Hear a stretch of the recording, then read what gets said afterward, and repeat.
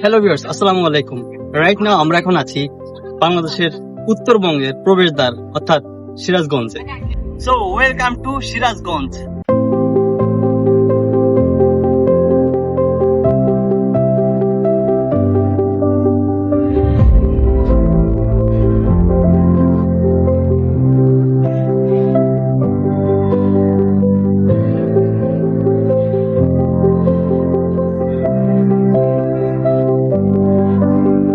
Hello viewers, আসসালামু আলাইকুম। Right now আমরা এখন আছি সিরাজগঞ্জ, আর এটি হচ্ছে সিরাজগঞ্জের ক্লোজার, যেটি সিরাজগঞ্জের ভিতর একটি বিখ্যাত জায়গা।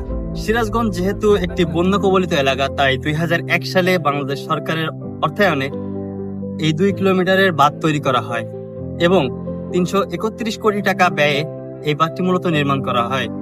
আপনি যদি বাঁধের শেষ প্রান্তে আসেন তাহলে আপনি দেখতে পাবেন এই স্থাপনাটি, যেটি হার্ট পয়েন্ট নামে পরিচিত।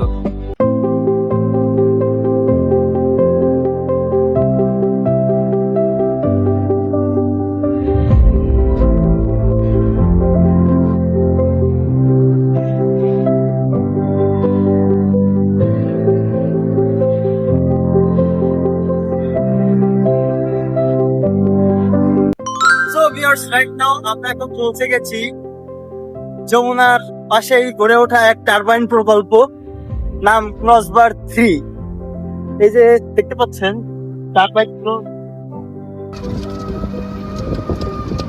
আপনি এইটাকে সিরাজগঞ্জের মেরিন ড্রাইভও বলতে পারেন।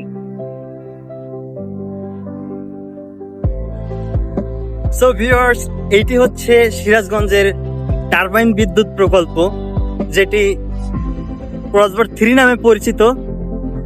সামনে আমরা দেখতে পাচ্ছি টারবাইন।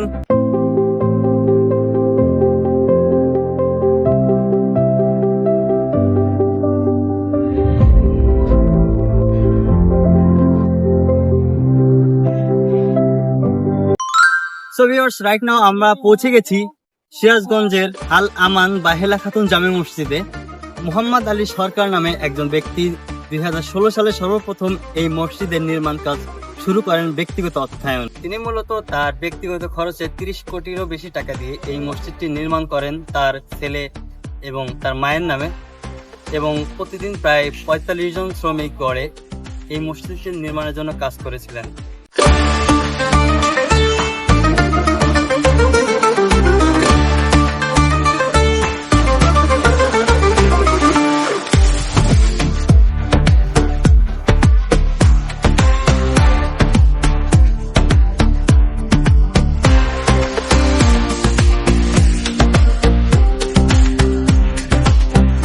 রাইট নাও আমরা এখন পৌঁছে গেছি এনায়েতপুরের বেড়িবাঁধ।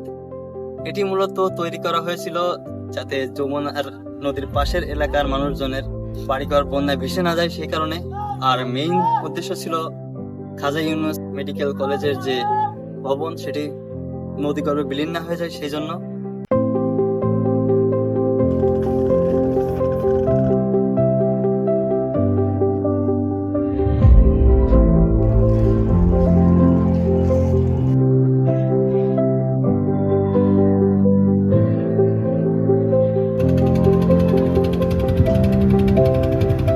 সো এটি হচ্ছে স্থাপনার শেষ জায়গা, এবং এটি সৌন্দর্য বৃদ্ধি করার জন্য মূলত এটি তৈরি করা হয়েছিল।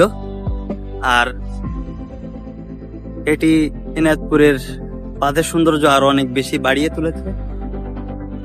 সো এখন আমরা যাব এনায়েতপুর যে মেডিকেল হাসপাতাল রয়েছে সেখানে। সো রাইট নাও আমরা এখন পৌঁছে গেছি Khaja Yunus Ali medical college and hospital.